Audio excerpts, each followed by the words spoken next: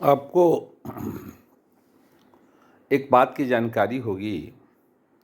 उच्चतम न्यायालय भारतवर्ष ने एक ऑर्डर पास किया जिसमें कहा कि दिल्ली की सरकार यानी मुख्यमंत्री केजरीवाल साहब अधिकारियों का स्थानांतरण ट्रांसफर पोस्टिंग कर सकते हैं। तो ये चाहत केजरीवाल साहब की बहुत पुरानी थी और जब ये पूरी हुई सुप्रीम कोर्ट से तो उनकी बाँछें खिल गई और धड़ाधड़ लगे फाइलों को दबाने, अफसरों को ट्रांसफ़र करने। इतनी तेज़ी में थे कि कहना ही मुश्किल था। तब तक भारत सरकार ने एक ऑर्डिनेंस ला दिया। ऑर्डिनेंस लाने का अधिकार भारत सरकार को है किसी भी सुप्रीम कोर्ट के ऑर्डर के खिलाफ, और वो ला दिया कि साहब आप ऐसा नहीं कर सकते। हाँ, उसको 6 महीना के भीतर लोकसभा से और राज्यसभा से पास कराना होता है, तो अब वो ऑर्डिनेंस लागू हो जाएगा। एक तरफ तो सुप्रीम कोर्ट ने कहा कि आप ट्रांसफ़र पोस्टिंग एग्जीक्यूटिव्स का, एडमिनिस्ट्रेटिव ऑफिसर्स का कर सकते हैं, जो कि सुप्रीम कोर्ट की आज्ञा है, उस पर तो नुक्ताचीनी नहीं की जा सकती। लेकिन चूंकि दिल्ली एक पूर्ण राज्य नहीं है, इसलिए इसको ये सारी चीज़ें नहीं दी गई थी। और इस पर प्रधानमंत्री मोदी ने ऑर्डिनेंस ला दिया। अब इनकी छटपटाहट बढ़ गई। छटपटाहट इसलिए बढ़ी कि आपने सुना ही होगा, सिसोदिया साहब जेल में हैं, जैन साहब जेल में हैं। 1 बोतल का पैसा दो, 2 बोतल दारू ले जाओ। 1 बोतल पैसा लो और 2 बोतल दारू ले जाओ। इससे क्या हुआ कि दिल्ली में एक अराजकता की स्थिति बन गई और इसको उन्होंने नई शराब नीति का नाम दिया।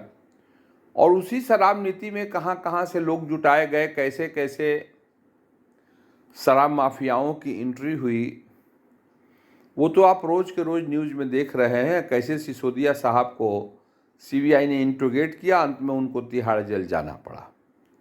अभी चाहते हैं केजरीवाल साहब की सारी जो फाइलें हैं, उन फाइलों को हम अलग कर लें। कर नहीं सके। बड़ी छटपटाहट थी। 23 जून को जब पटना में मीटिंग हुई, विपक्षी नेताओं को उसमें वो आए, लेकिन उन्होंने शर्त रख दी कि कांग्रेस हमारे खिलाफ जो ऑर्डिनेंस आया है, अध्यादेश आया है, उसके खिलाफ वो वोट करे राज्यसभा में, क्योंकि लोकसभा में नरेंद्र मोदी को कोई रोक नहीं सकता है। इस तरह से उन्होंने अपना विरोध प्रकट करते हुए पटना में जो प्रेस कॉन्फ्रेंस हुआ उसमें भी वो शामिल नहीं हुए। एक्चुअली इनके दुख का कारण है कि इन्होंने बहुत बड़ी रकम, अब तो सुनने में आ रहा है कि 10-10 लाख के पर्दे हैं, इटालियन मार्बल्स हैं, 56 करोड़ रुपया, 55 करोड़ रुपया सिर्फ घर के सुधारने में लगाए हैं, तो बनाने में कितना लगाते हैं। जो आदमी कहता था कि हमको सरकारी बंगले की आवश्यकता नहीं है, सरकारी गाड़ी की आवश्यकता नहीं है, उसको करोड़ों रुपया सिर्फ गैरकानूनी ढंग से लगाना है अपने बंगले में। 10 लाख के ऊपर अगर बिल होता तो उसको पास कराना पड़ता, सब लोग जानते हैं।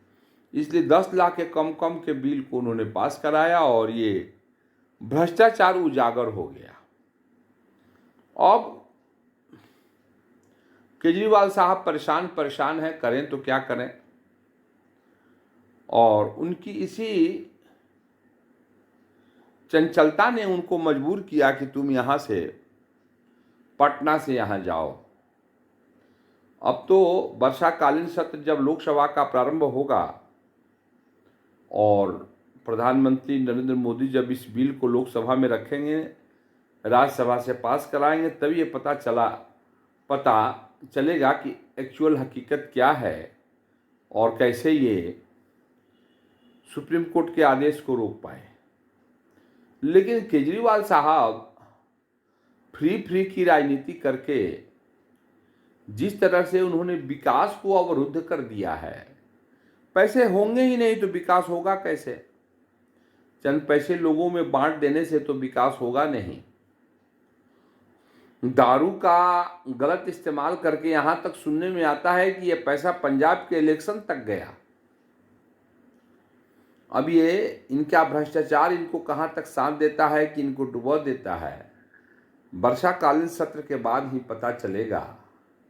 और तब आप और हम जान पाएंगे कि इनके शीश महल का क्या होगा, जिसके रिपेयर में ही 55 करोड़ रुपए लगाए गए हैं। इटालियन मार्बल्स आए हैं और एक एक पर्दे आए हैं लाख 10-10 लाख के। अब तो भगवान जाने कितने बड़े पर्दे हैं।